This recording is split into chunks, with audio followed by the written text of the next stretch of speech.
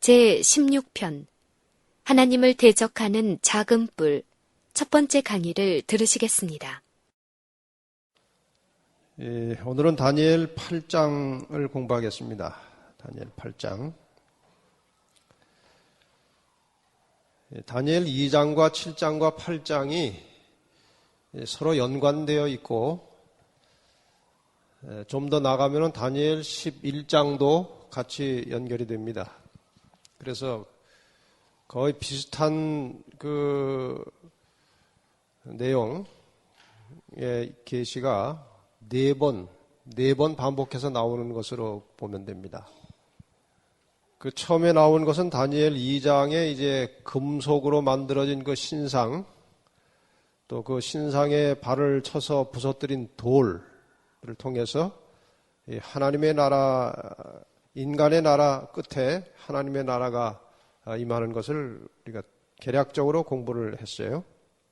그 다음에 다니엘 7장에서 네 짐승과 특히 그 네 번째 짐승의 10뿔 사이에서 나온 작은 뿔을 통해서 이 세상의 역사가 종교와 결부되었을 때 어떤 일이 벌어지는지, 종교와 결부된 세상 역사가 다니엘 7장에 나오는데, 그것은 이 땅에 하나님의 백성들이 주님의 오심을 위해서 준비하고 하나님의 나라가 세워지는 일을 위해서 사탄이 구체적으로 어떻게 전략을 짜고 어떻게 공격하는 것인지에 대한 윤곽이 다니엘서 7장에 나옵니다.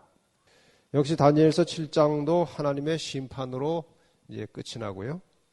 그 다음에 오늘 공부하시게 될 다니엘서 8장 역시 비슷한 그 구조의 예언입니다.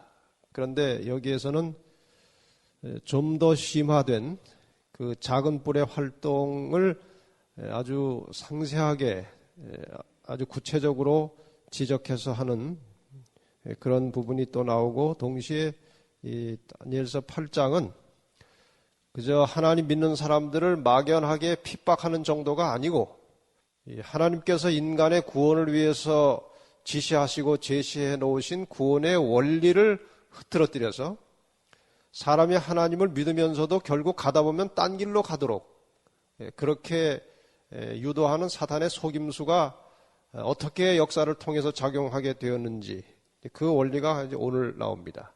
그리고 다니엘서 이제 11장에 들어가면 이것이 아주 역사적으로 아주 세부적인 사건까지 포함되어서 이 세상 역사를 다루고 있습니다. 다니엘서는 바벨론 혹은 메데 페르시아 이후의 세상의 역사를 4번 공부하면서 사탄의 여러 가지 그 측면에서 나타나는 사탄의 전술, 전략, 속임수를 폭로하고 하나님 백성들이 거기에 빠지지 않고 바른 신앙을 갖도록 지도하는 것이 이 다니엘서의 목적입니다. 그리고 이미 공부하셨지만 계시록은 특별히 그 예수님 시대 이후에 이 마지막 부분에 일어날 사건들을 꽤 아주 상세하게 그 사건 중심으로 우리에게 가르쳐주고 있습니다. 자, 그럼 여러분 교재 103페이지를 보시고 다니엘 8장이 어떻게 구성되어 있는지 한번 전체 내용을 보고 본문으로 들어가겠습니다. 다니엘 8장은 짐승이 2마리가 나옵니다. 하나는 수양이 나오고 그다음에 수염소가 나와요. 그 다음에 이제 수염소에서 4뿔이 나오고 바로 작은 뿔이 나타나서 커집니다. 그렇게 나타납니다. 그 다음에 그 작은 뿔이 나타나가지고 주로 공격하는 집중 대상은 성소입니다. 성소. 오늘 이 문제를 좀 다뤄야 될 것 같고요.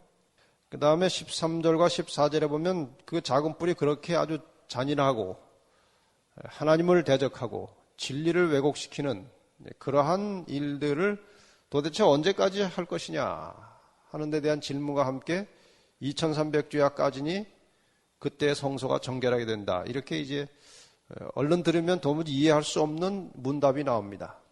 그 다음에 15절부터 27절까지는 그 주어진 예언에 대하여, 그 계시에 대하여 하늘에서 천사가 내려와서 다니엘에게 직접 해석해주는 그런 기사가 나오고, 마지막에는 다니엘이 그 계시와 해석을 들은 다음에 아주 혼절하여 혼이 떠나갈 정도로 기절하고 잠들어 있다가 깨어나는 장면입니다. 우선 먼저 첫 부분 8장 1절로 4절에 나오는 수양에 대한 이상을 좀 살펴보겠습니다. 본문을 보면 시간상 다 읽지는 않겠습니다만 여러분이 눈으로 보시면 이 이상은 벨사살 왕 3년에 나타났습니다.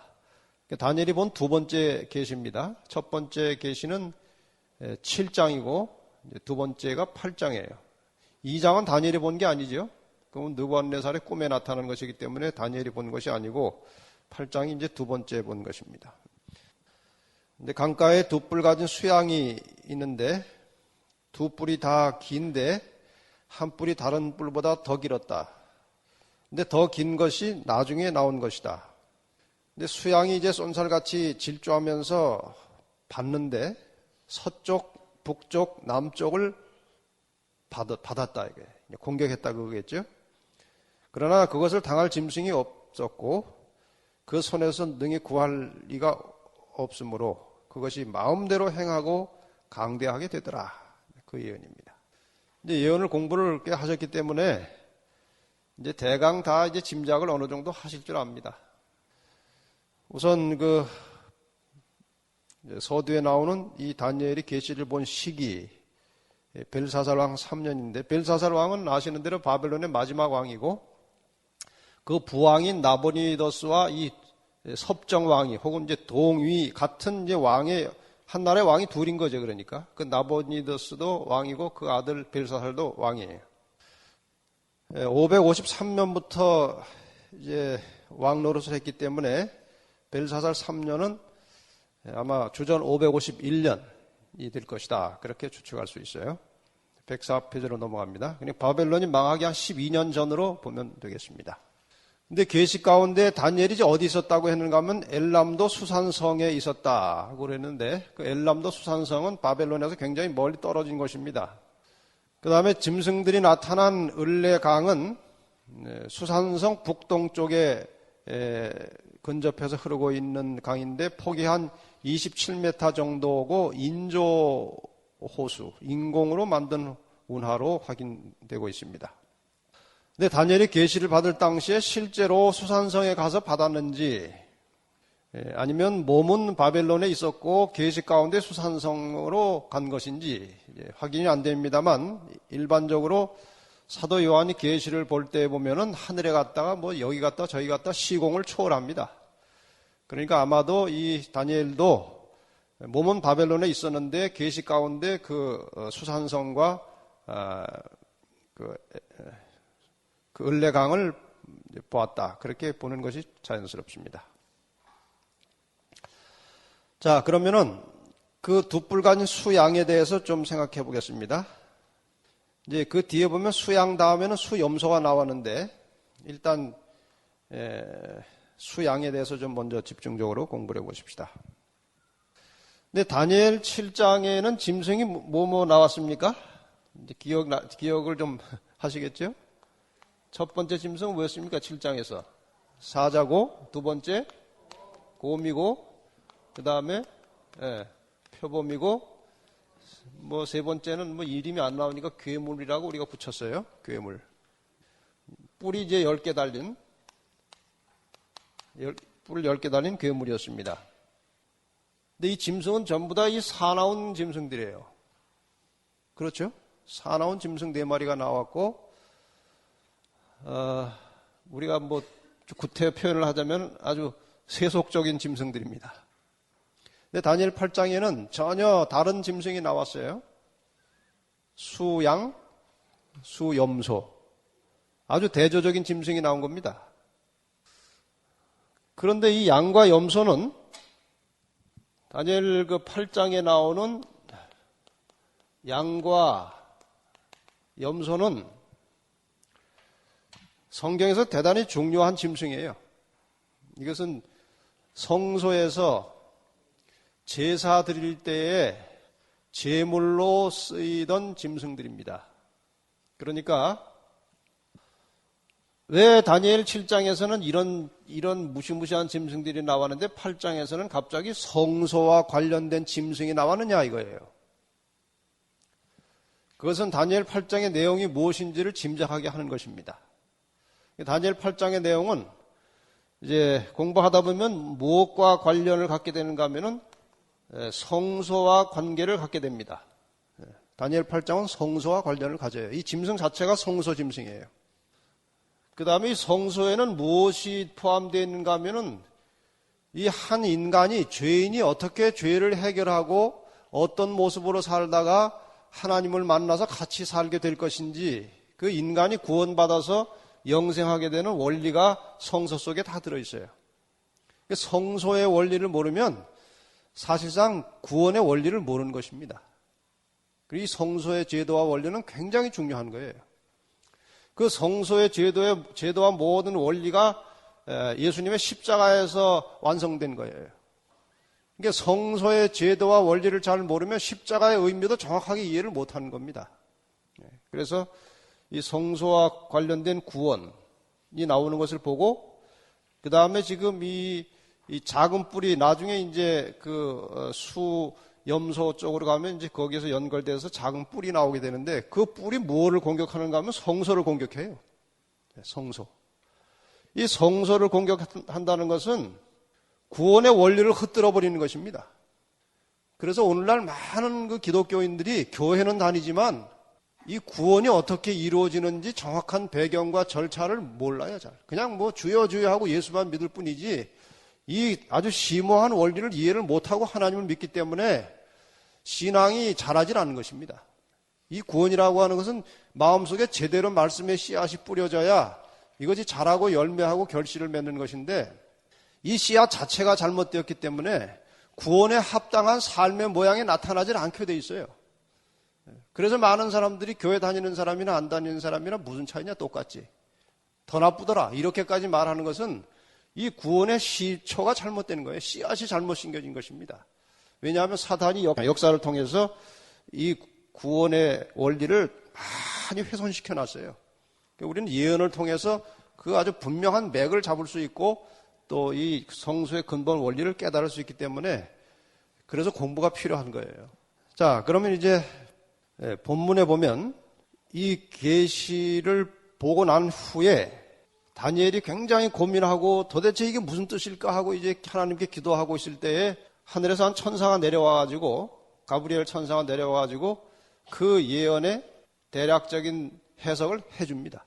그렇기 때문에 이미 이 다니엘 8장 속에 수양과 수염소에 대한 해석이 어느 정도 들어있어요.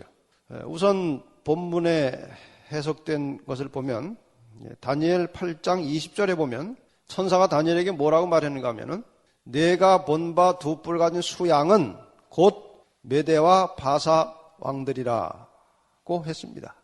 그러니까 성경 본문 자체가 이 수양에 대한 설명을 하고 있습니다. 그러면 이 다니엘 7장의 네 짐승 중에 수양은, 지금 다니엘 8장에서 처음 나온 수양은 어디를 상징하는 것인가 하면은 곰을 상징하는 것입니다. 곰과 수양이 시기적으로 일치하고 있는 거예요.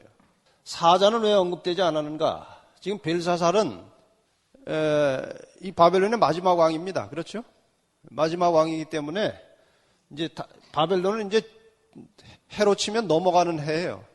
그래서 새롭게 언급할 가치가 없기 때문에, 아마도 새로 언급할 가치가 없기 때문에 지금 이 새로운 예언의 8장에 나오는 예언에서는 이제 올라올, 바벨론을 정복하고 올라올 메대 바사 제국에 대한 언급으로 시작이 됩니다. 그래서 수양은 이제 곰에 해당하는 거예요. 곰. 이해가 가시죠? 그럼 이제 곰은 우리가 공부 이미 했지 않았습니까? 이 곰이 몸 한쪽을 들었다고 그랬죠? 그렇죠? 몸 한쪽을 들은 것은 이제 세력의 불균형, 두 나라가 연합할 것이지만 처음에는 메대가 강하다가 나중에는 이제 페르시아가 강성하게 된 그 모습을 보여주고 있어요. 그 다음에 곰의 이 사이에 갈빗대가 몇 개 몰려 있었습니까? 3개가 몰려 있었죠.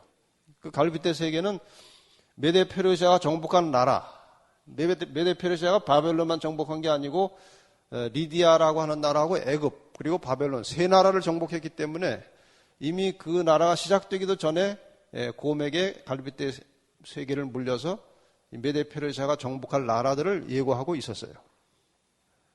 그런데 이 지금 내용 중에 두 뿔이 다 긴데 나중에 나온 것이 더 길더라 그랬잖아요. 그 메데 바사가 다 강한데 처음에는 어디가 더 강했는가 하면은 메데가 강했어요. 그런다 이제 처음에 약하게 시작된, 다시 말하면 나중에 나온 바사, 페르시아가 더 강한 것입니다. 두 뿔이 다 긴데 나중에 나온 것이 더 길다고 하는 것은 처음에 약하게 시작된 페르시아, 바사가 더 강성하게 돼가지고 페르시아 제국이 된 것이에요. 이해가 가시죠? 그래서 이제 그렇게 설명되었고, 그 다음에 곰에게 갈빗대 3개가 물려 있었죠? 근데 수양은 지금 갈빗대 3개로 표현된 게 아니고 방향이 나와요. 서와 남과 북을 향하여 받았다고 그랬어요. 그러니까 갈빗대가 3개 나왔고 여기 방향이 몇 개 나왔어요. 3개가 나온 걸 보니까 여기 방향은 그 정복한 3나라의 방향. 그러니까 페르시아를 메데 바사를 중심으로 그 서쪽, 남쪽, 북쪽에 있는 나라들을 정복했다 그것입니다. 104페이지 제일 아랫부분에 이제 그 도표로 간단하게 설명을 드리고 있습니다. 바벨론은 서쪽에 있었고 애굽은 남쪽에 있었고 리디아는 북쪽에 있었습니다. 그래서 서와 남과 북을 향해서 받았다는 것은 메데 페르시아 연합군이 이 3나라를 정복했다 그 뜻입니다. 뭐 어려울 거 없죠? 이제 여러분도 어느 정도 준 프로가 돼가지고 이제 이 정도는 착착 알아들으셔야 되는데 혹시 못 알아들으셔도 걱정은 하지 마세요. 나는 왜 모를까 하고 괜찮으니까 하나하나 이제 배워가면 되는 거예요. 자, 그 다음에 나온 짐승에 대해서 공부해 보십시다. 105페이지로 넘어가면 이제 수염소에 관한 이상이 나옵니다. 수염소. 5절부터 8절까지 수염소에 대한 언급이에요. 내가 생각할 때에 한 수염소가 서편에서부터 왔다. 온 지면에 두루 다니는데 땅에 닿지 아니한다. 그 말은 그만큼 빠르더라 이거죠. 발이 닿지 않을 정도로 빨랐다. 그 염소 두 눈 사이에는 현저한 뿔이 있더라. 그것이 두 뿔 가진 수양, 그러니까 먼저 나왔던 양에게 아주 분노한 힘으로 쫓아갔어요. 가서 쳐받으니까 수양이 엎드려지고 짓밟혔는데 벗어날 수가 없었습니다. 그 다음에 올라온 나라한테 이제 이 페르시아가 망한 것입니다. 수염소가 심히 강대하여 가더니 강성할 때에 큰 뿔이 꺾이고 그 대신 현저한 뿔 넷이 하늘 사방을 향하여 났더라. 다니엘 7장의 내용하고 벌써 연결이 되지 않습니까? 수염소. 그럼 이 수염소 이 두 눈 사이에 나온 현저한 뿔은 누굴 가리킬까요? 이 수염소는 지금 어느 나라로 말하자면 헬라죠, 헬라, 그리스. 그럼 이 그리스를 상징하는 수염소 두 눈 사이에 현저한 뿔이 이렇게 크게 하나 났다. 이건 누굴까요? 예, 이 헬라 제국을 누가 세웠어요? 초기에 알렉산더가 세운 겁니다. 알렉산더가 22살에 세계 정복을 시작해가지고 아주 신속하게 그 구라파를 다 점령을 했어요. 대단히 빠른 속도로 그 다 점령을 해버렸어요. 22살부터 시작해서. 30세가 되기 전에 다 정복했어요. 그거 굉장한 속도입니다. 그래서 이 수염소 두 눈 사이에는 현저한 뿔은 알렉산더였어요. 그런데 표범에게 좀 특이한 것이 있었죠. 머리가 몇 개 있었습니까? 표범에게? 머리가 4개 있었고 날개가 4개 있었죠. 이 모양대로 표범은 헬라를 상징하는 것인데 헬라 나라가 큰 뿔이 그 현저한 뿔이 꺾인 다음에 뿔이 몇 개가 나왔어요. 여기 뿔이 4개가 나왔죠. 알렉산더 이 다니엘서 7장에서는 머리가 넷 날개가 넷으로 나타나면서 그 헬라 제국이 4조각으로 나눠질 것을 예언했는데 지금 여기 수염소에는 그 현저한 뿔이 꺾이고 4뿔이 났다고 그랬죠. 그러니까 이 4머리나 4뿔은 같은 거예요. 그러니까 지금 여기까지 정확하게 다니엘 7장에 나오는 이 곰 표범의 역사와 똑같은 것이 반복해서 나온 것입니다. 그렇죠? 예. 자, 그러면 이제 성경 자체에서 주는 해석을 좀 봅시다.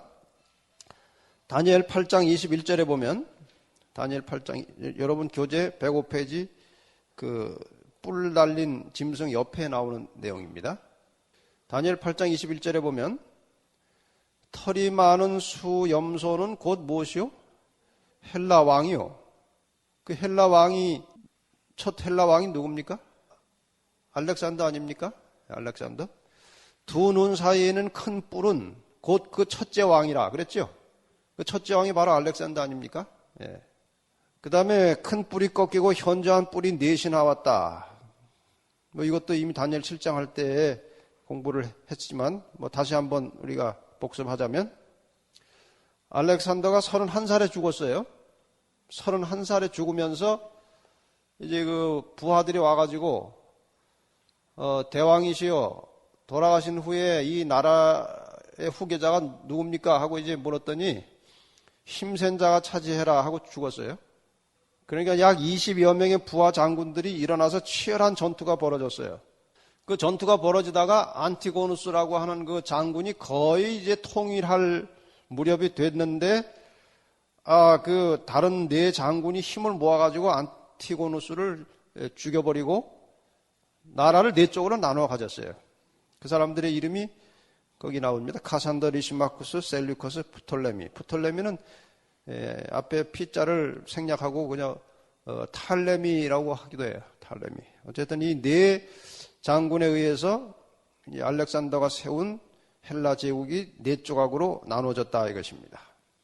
105페이지 제일 아래 도표를 대강 보시면 의미를 아시겠죠? 7장과 8장, 7장의 곰과 8장의 수양, 7장의 표범과 8장의 수염소 일치하고 있죠? 예, 거기까지는 뭐 별로 어려움이 없어요. 그 다음에 이제 106페이지로 넘어가면 이제 조금 이제 어려운 부분이 나오는데 한번 잘 해결을 해 보십시다. 8장 9절부터 12절까지를 한번 보겠습니다. 그 중 한 뿔에서, 그 중이라고 하는 것은 그냥 얼른 문장으로 봐가지고는 지금 네 뿔로 나누어진 후에 나오는 이야기니까 꼭 네 뿔 중에 한 뿔에서 그런 뜻으로 생각이 되죠? 그런데 그것은 아니니까 잘 보십시다. 뿔 하나가 나서 남편과 동편과 영화로운 땅을 향하여 심히 커지더니 그것이 하늘 군대에 미칠 만큼 커져서 그 군대와 별 중에 몇을 땅에 떨어뜨리고 그것을 짓밟고 또 스스로 높아져서 군대의 주제를 대적하며 그에게 매일 드리는 제사를 제하여 버렸고 성소를 헐었으며 범죄함을 인하여 백성과 매일 드리는 제사가 그것에게 붙인 바 되었고 그것이 또 진리를 땅에 던지며 자의로 행하여 형통하였더라. 이게 누가 이렇게 됐다는 것입니까? 작은 뿔이. 갑자기 나타난 작은 뿔이 그렇게 됐다는 것입니다. 그런데 여기에서 우리가 이제 약간의 혼란이 오는 것이 무엇인가 하면은 표범 다음에 이제 괴물이죠. 괴물 다음에 열뿔이 있었죠. 시기적으로는 이 열뿔이 괴물에게 달린 뿔이었지만 시간적으로 보면은 이 괴물이 상징하는 로마 제국이 한참 강성하다가 나중에 게르만 민족의 이동에 의해서 나라가 이제 쪼개진 것이 이제 열뿔에 해당하는 것이고, 그 다음에 열뿔 사이에서 뭐가 나왔습니까? 작은 뿔이 나와서 이제 하나님 백성들을 핍박하고 하나님을 대적하고 때와 법을 변개하고 뭐 그런 일을 이제 작은 뿔이 했다고 다니엘 7장에 그렇게 나옵니다. 근데 지금 수염소는 네 뿔, 헬라의 네 나라로 쪼개진 이후에 바로 작은 뿔로 나와요. 역사가 이렇게 돼 있어요. 뭐가 생략되어 있는가 하면은 이 괴물과 열뿔이 생략된 채 바로 작은 뿔이 나온다 이거예요. 왜 이렇게 되었느냐? 이것을 오늘 배우셔야 되고, 그 다음에 그 앞서서 네 뿔 그 중 하나에서 작은 뿔이 나왔다고 하는, 그 중 한 뿔에서 또 작은 뿔 하나가 났다는 뜻을 우리가 정확하게 이해를 해야 됩니다. 자칫 잘못하면은 로마가 이 나누어진 네 나라 중에서 나왔다, 그렇게 생각하게 되기 때문에 그렇습니다. 근데 이 해석이 정확하게 되질 않았어요, 성경의 해석이. 그러나 내용을 우리가 잘 살피면 이해를 할 수 있어요. 우선 그 중 한 뿔에서라고 하는 말을 좀 생각해 보십시다. 그 중 한 뿔에서. 여기 그 중 할 때에 그라고 하는 단어가 나와요. 그 중 한 뿔에서 그라고 하는 단어가 나오는데, 이게 문장을 보면은 그라고 하는 것이 이제 이 네 뿔을 가리키는 것처럼 보여요. 네 뿔 중에 하나에서 그렇게 느껴지지 않습니까? 네. 근데 이 그라고 하는 말이 이제 원말로 이제 햄이라고 되어 있는데, 햄이라고 이제 원어에 되어 있는데, 이 히브리어의 단어들이 다 이제 성이 있어요. 독일어도 그런 거 있지만 남성 명사, 뭐 여성 명사, 뭐 동사도 뭐 남성에게 쓰일 때, 여성에게 쓰일 때 다 이제 다르죠. 그런데 이 햄이라고 하는, 이 그라고 하는 것이 남성 명사이고, 그 다음에 이제 그는 이제 이 문장상으로는 단수, 하나로 되어 있지만, 이 햄이라는 말 자체가 이제 그들이라고 하는 복수예요. 복수고, 그 다음에 남성이에요. 근데 뿔은 여성이에요. 뿔은 여성 명사예요.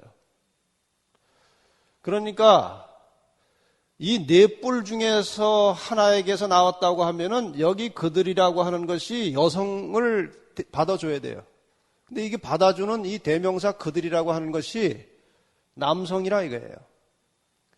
그러니까 이 뿔은 아니라 이거예요. 네 뿔은 아니다 이거예요.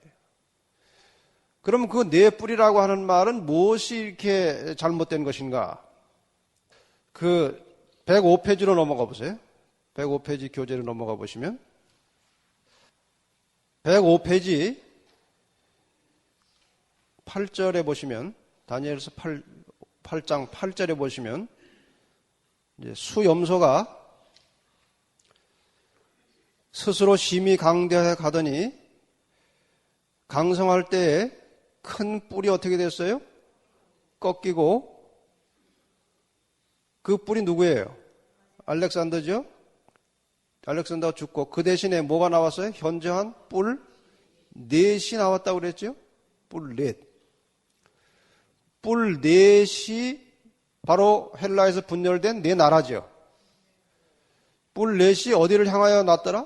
하늘 사방. 그러니까 뿔 넷도 넷이고 사방도 넷이에요.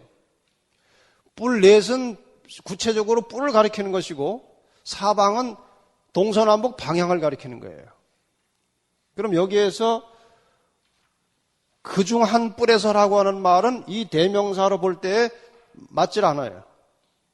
그래서 그 네 방향들 중에서 한 방향에서 그렇게 해야 맞아요. 이해가 가십니까? 네 뿔 중에서 하나에서 로마가 나온 게 아니고 그 네 방향 중에서 한 방향으로부터 로마가 올라왔다, 그 말입니다. 그렇게 이해하시면 돼요. 그럼 다시 이제 106페이지로 넘어가겠습니다. 그 106페이지 그림 바로 밑에 보면 바로 밑줄입니다. 그 옆에 그래서 거기 찾으셨어요? 그림 바로 옆에 그래서, 그림 왼쪽에 그래 나오죠? 그래서 그중 한 뿔에서 또 작은 뿔 하나가 일어났다는 것은 먼저 있던 네 나라 중에서 한 나라가 아니고 네 방향들 가운데서 한 방향에서 작은 뿔이 일어났다는 것이다. 실제로 로마 제국은 알렉산더의 그 헬라 제국이 넷으로 쪼개져 나간 방향 가운데 하나인 서쪽에서 출현해서 영토를 확장해 나갔다. 그러니까 로마 제국이 알렉산더의 후계자들이 세워놓은 나라들을 차지는 했지만 그 속에서 나온 것은 아니다 이겁니다. 이해가 되셨습니까 이제? 예, 조금 어려운 부분이지만 얼마든지 우리가 이해할 수 있는 부분입니다. 그러더니 그게 점점 커져가지고 남편과 동편과 영화로운 땅을 향하여 심히 커졌다. 그러니까 로마 제국이 올라와 가지고 세 방향을 말하는 거죠. 남쪽은 이집트를 말합니다. 이집트를 역시 정복하고, 여기에 대한 상세한 이야기가 또 이제 11장에 또 나오기 때문에 여기서는 간략하게 하겠습니다. 동쪽으로는 이제 셀류커스 제국이 있었는데 그 셀류커스 제국을 편입시켜서 로마에다 집어넣고, 영화로운 땅이라고 하는 것은 그 팔레스틴 지역을 가리킵니다. 그 다니엘서 11장 16절과 41절을 참고해 보시면, 이 다니엘서에서 영화로운 땅이라고 할 때는 예수 그리스도가 탄생하실 땅, 팔레스틴, 예수 그리스도를 출생시킬 이스라엘, 유대 나라가 거주하고 있는 그 팔레스틴 땅을 영화로운 땅이라 그렇게 했습니다. 그래서 주전 63년에 팔레스틴 지방도 로마에 이제 편입되어 들어갔습니다. 그렇게 해서 이제 남편과 동편과 서편이라고 하는 것은 이제 이 로마가 점령한 거의 모든 지역을 통괄해서 이렇게 방향으로 설명하고 있는 것입니다. 이해가 가시죠? 네. 자, 그 다음에 이제 이 문제를 좀 해결해 보십시다. 앞에 보시고, 왜 다니엘 8장에서는 이 로마 제국이나 열 나라로 분열된 이 열국의 시대에 대한 언급이 구체적으로 나오지 않고 바로 작은 뿔로 들어가느냐 이거예요. 지금 우리가 다니엘서 7장의 이 작은 뿔은 어떤 한 나라의 역사로서 설명하는 것보다 작은 뿔이 저지른 행위, 작은 뿔이 하나님을 대적하고 하나님의 백성들을 공격하고 핍박한 그 행위 자체를 우리가 지금 집중적으로 찾고 있는 것입니다. 그런데 나중에 이제 다니엘 이후의 역사를 보면, 다니엘 이후에 이제 로마 제국이 올라오고 그 다음에 열국으로 분열되고 또 교황권이 성립되고 한 이 이후의 역사를 보면 로마 제국이 한 일이나 로마 교회가 한 일이나 서로 통하고 있다는 것입니다. 이미 여러분들께서 그 여러 차례 역사를 통해서 보셨듯이 예수님께서 이제 십자가에 돌아가신 해가 서기 31년입니다. 근데 이 로마 제국은 언제 출발했는가 하면은 주전 168년에 출발했어요. 주전 168년에. 그 다음에 로마 제국이 언제 망했는가 하면은 주후 476년에 망했습니다. 이건 아시겠죠? 근데 이 로마 제국이 이러한 긴 역사 속에서 그 역사에 대단히 중요한 사건이 일어나는데 누가 오신 것입니까? 예수께서 오신 겁니다. 그러니까 이 로마 제국은 자기들이 하는 일처럼 보였지만 결국은 사탄이 조종한 일들입니다. 모두가 다. 이 예수님을 출생시킬 유대 나라, 예수님이 오시기 전부터 이 유대 나라를 아주 못 살게 했습니다. 그 다음에 예수님이 오셨을 때 예수님을 얼마나 많이 괴롭혔는지 모릅니다. 결국은 십자가에 못 박았어요. 그 다음에 여긴 이스라엘이고, 그 다음에 예수님께서 오신 다음에 이 세상에 이제 교회가 발생했어요. 교회. 예수님이 올라가신 다음에 이 땅에 교회가 만들어졌는데, 이 로마 제국이 교회를 또 얼마나 핍박하고 많은 사람을 죽였습니까? 이 역사를 아시죠? 그러니까 로마 제국도 로마 교회 못지않게 이 하나님을 대적하고 하나님 백성을 괴롭히는 일을 주업으로 했습니다. 이러한 면에서 다니엘 7장에 작은 뿔이 나와서 하나님과 그 백성들을 향해서 저지른 일이나 그 이전에 로마 제국이 하나님과 하나님의 백성들을 향해서 저지른 일이나 그 내용이 같은 겁니다. 그래서 지금 다니엘 8장의 예언이 이 작은 뿔에 하는 일에 초점을 맞춰 놓은 것은 특히 성소와 관련되어서 성소와 관련되어서 성소의 중심은 예수 그리스도이신데 이 예수 그리스도를 누가 십자가에 못 박았습니까? 실제적인 행동은 누가 한 것입니까? 로마의 군인들이 한 것입니다. 이것은 목적은 아니지만 결과입니다. 이렇게 예수님께서 십자가에 못 박히심으로 그동안 예수님의 그 십자가 희생을 상징하여 드려지던 모든 희생제사, 양잡아 드리는 희생제사 제도가 어디서 끝났어요? 예수님께서 십자가에 돌아가심으로 끝났습니다. 그러니까 목적이 그것은 아니지만 제사를 끝내게 했어요. 로마 제국이. 그걸 뭐 나쁘다 좋다 평가할 것은 아니지만 어쨌든 결과적으로 제사를 끝내버렸고, 그 다음에 이것은 31년이고 서기 70년에 가서는 실제로 예루살렘 성전을 완전히 파괴해버렸어요. 로마의 군사들이 예루살렘 성전을 완전히 파괴해버렸어요. 그 다음에 교회가 타락한 이후에 발생한 이 로마 교회는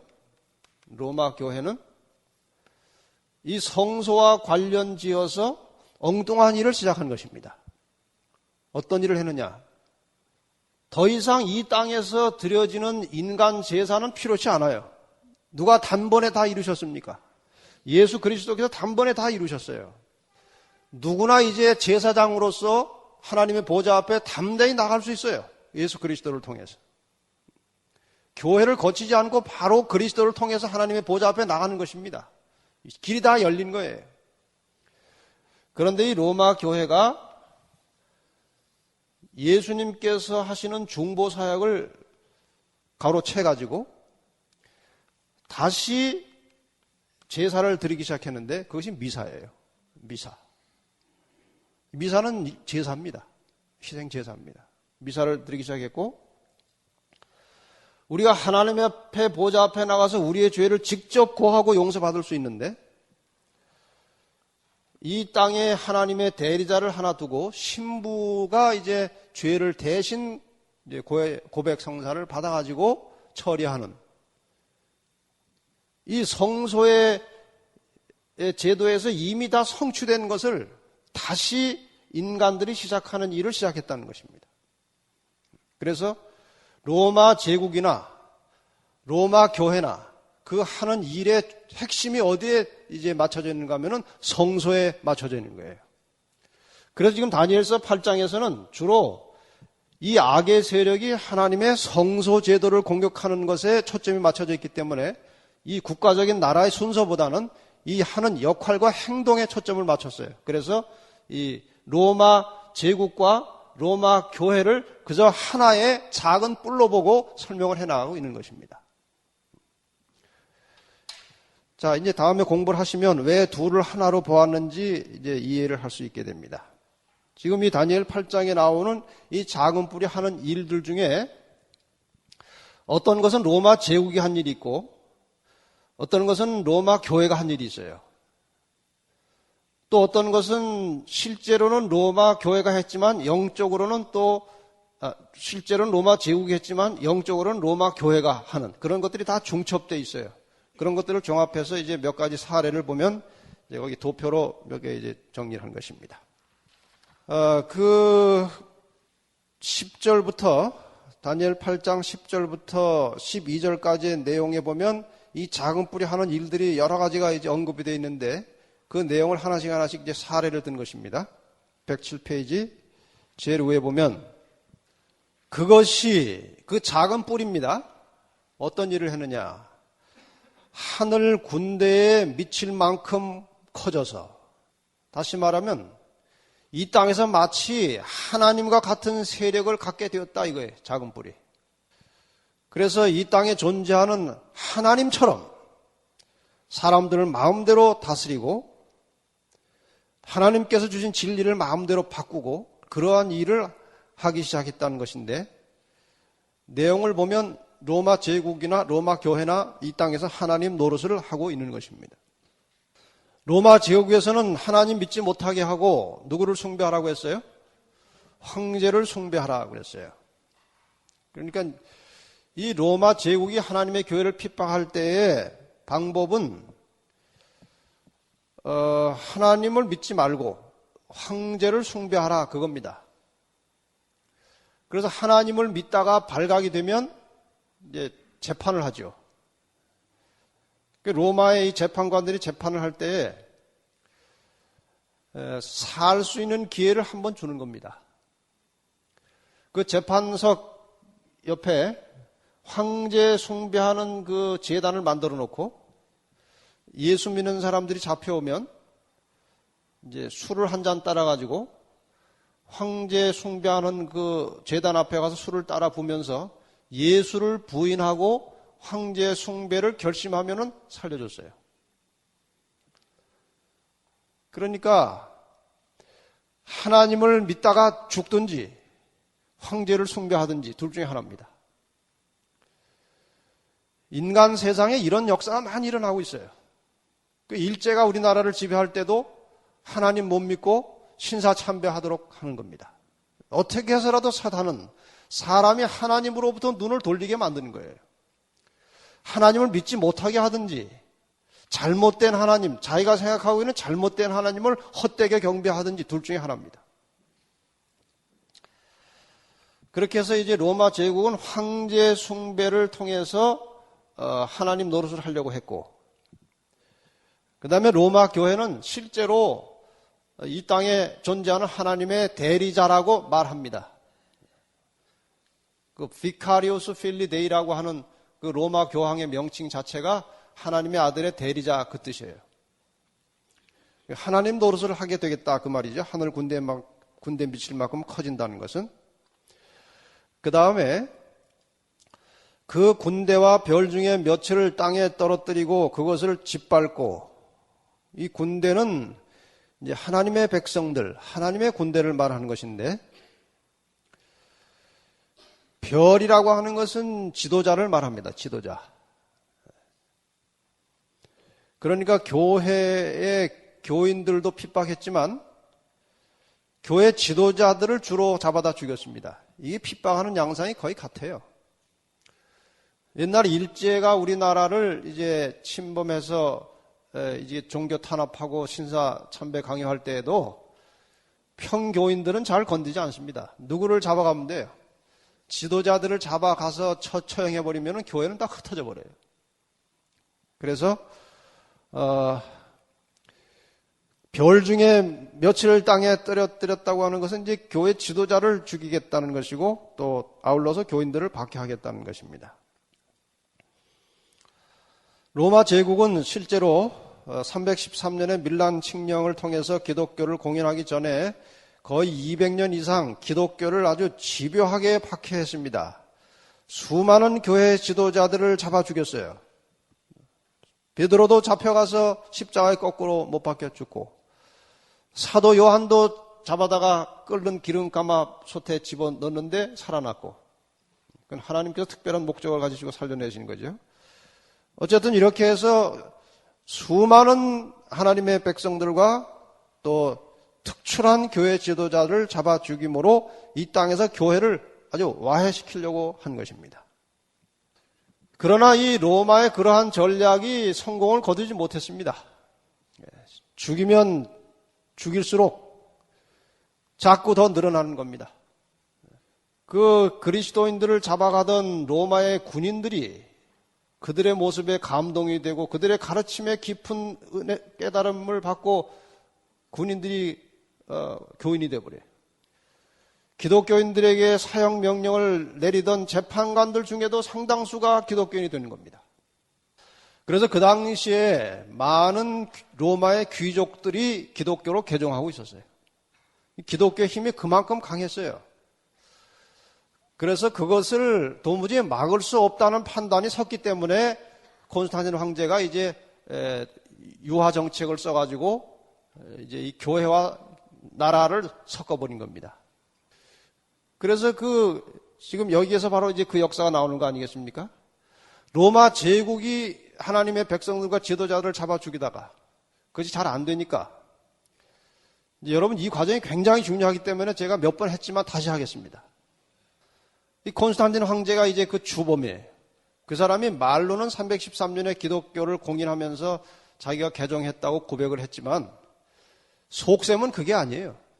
속셈은 지금 이 로마 제국 안에 두 그룹이 크게 대립을 하고 있는 거예요. 하나님을 믿고 있는 기독교의 이 무리들과 로마의 토속 종교, 그 태양신, 미스라신을 섬기고 있는 그 이방 교도들, 이교도들과 기독교도들이 이 로마 제국 안에 같이 공존하는 거예요. 근데 서로가 다 의식이 다르고 생활이 다르고 다 달라요. 그래서 이 콘스탄틴의 그 의중에는 어떤 생각이 있었는가 하면은 어떻게 해서라도 이 교회와 이 이교의 교인들을 다 이렇게 하나로 뭉쳤으면 좋겠다는 생각이 든 거예요. 근데 가만히 보니까 하나님 믿는 사람들이 훨씬 더 나은 것 같아, 질이. 그래서 신을 정하기를 하나님을 믿도록 해보자, 이거예요. 하나님. 그래서 자기가 하나님 믿는 그리스도인으로 개종했다고 이제 공포를 했어요. 그 다음에 기독교인들에게 상당히 많은 특혜를 줬고, 기독교 성직자들은 뭐 군대도 안 보내고 세금도 면제해주고 많은 혜택을 줬어요. 기독교 사회에. 그러니까 상대적으로 저 이방교도들이, 이교도들이 이제 교황이 그렇게 권장을 하니까 이교도들이 기독교로 개종해가지고 교회 안에 많이 들어왔어요. 근데 이교도들이 교회 안에 개종해 들어왔다고 금방 교인이 됩니까? 형식상으로는 아마 침례를 거쳐서 교회 안에 들어왔겠지만 그 자기가 하던 습성을 그렇게 쉽게 바꿀 수 없는 겁니다. 그렇지 않겠습니까? 그래가지고 이교도들의 생각과 풍습과 관습과 예배 모양이 교회 안에 서서히 영향을 미치고 또 기독교의 이름으로 둔갑을 해서 자리를 잡기 시작한 거예요. 어느 정도 이제 그 무드가 잡혔을 때, 이 교황이, 이 황제가 기가 막힌 이제 그 연합 정책을 썼는데, 신은 하나님으로 하고, 기독교에서 부르는 하나님으로 하고, 그 신에게 예배하는 날은 이교도들의 예배일을 집어넣으면은 둘 다 마음이 안 상할 것 같다, 이거예요. 그래가지고 이교도들이 태양신을 예배하는 날이 바로 썬데이였어요, 썬데이. 이 썬데이의 썬이 뭡니까? 태양이고, 한문으로도 이건 태양이에요. 그러니까 이 이름 자체가 보여주듯이 이교도들, 태양신을 숭배하는 이교도들의 공식적인 예배일이 썬데이였어요. 첫째 날이었고, 그 당시만 해도 기독교 사회의 대부분은 안식일 제7일을 지키고 있었어요. 그런데 아주 묘한 방법으로 이렇게 기독교의 하나님을 이교의 예배일에 예배하도록 하는 방법으로 이렇게 합쳐버린 거예요. 그래서 이제 기독교가 그 영향을 받고 서서히 이교화되기 시작한 것입니다. 그래서 오늘날 이 개신교, 기독교계 안에 있는 상당한 풍습은 그 이교도들이 기독교로 많이 개종해 들어왔을 때에 하던 풍습이 지금까지 내려온 것들이에요. 그게 바로 크리스마스나 부활절이나 일요일 예배하는 것이 다 이제 그 사람들의 풍습이 들어온 것입니다. 그래서 어떤 사람이 왜 그 안식교회는 크리스마스를 안 하니까 예수님 탄생한 거를 그렇게 무시하는 겁니까? 그게 아니고 예수님 탄생은 항상 날마다 우리의 삶에 있어서 신앙의 초석입니다. 그건 별도로 나를 정할 것도 없이 늘 우리의 생활의 중심에 그리스도가 있는 것입니다. 그분의 탄생과 그분의 생활과 그분의 부활과 승천이 우리의 모든 신앙의 골격이에요. 그건 날짜를 별도로 잡을 필요가 없는 것입니다. 그래서 우리는 이런 이교도들의 풍습에 의해서 교회에 자리 잡게 된 그 날을 그렇게 별로 이렇게 중요하게 생각지 않은 이유가 바로 그것입니다. 그러나 뭐 이제 연말이고 또 한 해를 보내면서 또 뭐 좀 인간이니까 또 정서가 더 필요하니까 뭐 이렇게 한번 불도 이렇게 펴보고 나무도 이렇게 갖다가 놓고 그거야 뭐 죄는 아니지만 뭐 교인들이 개인적으로 그런 거 얼마든지 하는 건 뭐 괜찮습니다. 그러나 그것을 실제 예수님 탄생을 기념하는 것은 계절적으로 맞지가 않아요. 그 12월은 예수님이 탄생할 때 그 목자들이 밖에서 양 치고 있었는데 그 지역에서 12월 달에 목자들이 양을 안 칩니다. 그러니까 시기적으로도 맞지 않고 12월 25일은 그 날짜 자체가 이제 태양신의 이제 축제일이에요. 태양신의 축제일. 그래서 12월 25일이 이제 로마의 동짓날입니다. 동짓날. 우리나라는 12월 22일이 동지인데 그쪽은 25일이 동지예요. 이 동지를 앞두고 일주일간 대대적인 축제, 특별히 그 당시에 가장 크게 이제 열려졌던 축제는 농신제예요. 농사 짓던 사람들이 이제 다 이제 마무리하고 이렇게 축제하는데, 이 농신제라는 것이 이제 카니발이라고 하는 이제 잔치로 벌어지는데, 이 카니발에 이제 말 뜻을 파고 들어가면은 진탕만탕 먹고 노는 거예요. 이게 카니발이에요. 그래서 일주일을 앞두고 진탕만탕 먹고 놀다가 24일 밤이 되면 그 죄악이 극도에 달합니다. 온갖 죄를 24일 저녁에 다 해도 아무 관계가 없어요. 이렇게 해서 이제 태양이 다시 태어나는 것을 축제한다 이거예요. 왜 12월 25일이 태양이 태어나는 것과 무슨 상관이 있느냐? 춘분이 지난 다음에 밤의 길이가 계속 길어지죠. 계속 길어져 가지고 밤이 제일 이제 긴 때가 이제 동짓날 아닙니까? 그래서 이 동짓날이 지나면서 이제 태양이 지배하는 시간이 점점 커지는 거예요. 다시 말하면 태양신 섬기는 사람들에게 태양이 지배하는 시간이 점점 줄어들다가 동지가 되면 극도에 달했어요. 극도에 달했다가 이 동지를 지나면서 태양 지배하는 시간이 더 길어지니까 이게 그 사람들의 축제일이에요. 이게 동짓날입니다. 그 태양의 탄생을 축제하던 이 관습이 이제 이교도들이 교회로 많이 들어와 보니까 교회 들어오면 누굴 믿어야 돼요? 예수를 믿어야 되니까 예수 탄생을 이래가지고 집어넣은 겁니다. 지금 로마 교회 가톨릭에서 마리아를 굉장히 이제 숭상을 합니다. 마리아. 성경에는 어느 한 곳에도 마리아를 신격화하지 않았어요. 그냥 예수님을 태어나게 하는 하나의 통로로 끝난 것입니다. 근데 마리아를 신격화하는 대단히 중요한 이유가 무엇인가 하면은 이 이교도들의 풍습에서 배워온 원리를 교회에다 적용시킨 결과예요. 그 모든 이교도들의 세계, 이방신들의 세계는 꼭 남신과 여신이 같이 존재합니다. 신이 남성의 신이 있으면 여성의 신이 꼭 있어요. 그리고 신화에 보면은 이 남성과 여성 신 사이에 대단히 그 관계가 복잡해요. 결혼했다가 이혼했다가 아주 복잡해요. 그 신화 자체가. 그래서 이 이방 교도들의 신전에 보면은 이 남성과 여성의 관계가 대단히 복잡합니다. 왜냐하면 신들이 그러니까 그래요. 신들이 그러니까 교도들도 마찬가지예요. 그 하나의 거룩한 의식으로 생각하는 것입니다.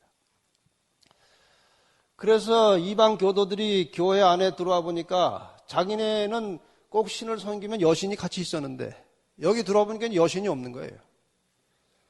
그래가지고 이런저런 복잡한 역사의 과정을 거쳐서 여신을 하나 추천을 했는데 그 추천받은 사람이 마리아예요. 그래가지고 신화 속에 들어온 겁니다.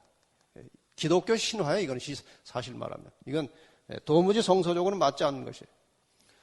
이러한 모든 이교도들의 풍습과 교리들이 교회와 세상이 합치면서 교회가 세속화되면서 들어온 거예요.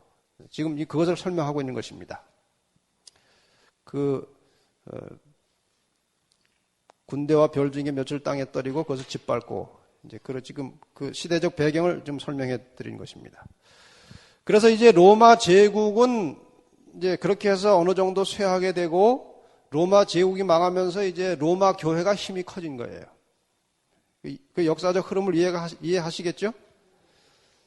다시 말하면 로마 제국이 번성하다가 콘스탄틴 황제 때 교회와 나라가 혹은 이방 교회가 혼합되어 있다가 그 혼합기를 지나면서 타락한 교회가 정치적, 종교적 힘을 가지고 출발하게 되는데 그것이 로마 교회, 즉 가톨릭입니다.